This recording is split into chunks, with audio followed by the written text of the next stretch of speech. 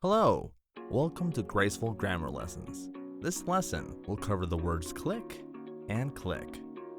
Let's look at each one individually. Click, verb or noun.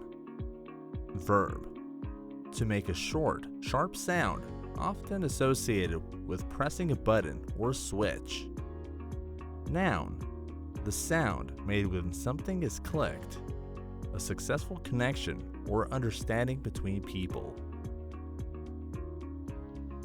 For example, please click the button to submit your form. I really clicked with my new coworker during our first meeting. I heard a click when I closed the door. Click, noun, a small, exclusive group of people who share similar interests or activities and often exclude others. For example, in high school, she was part of the popular clique. The artist clique often meets to discuss new projects.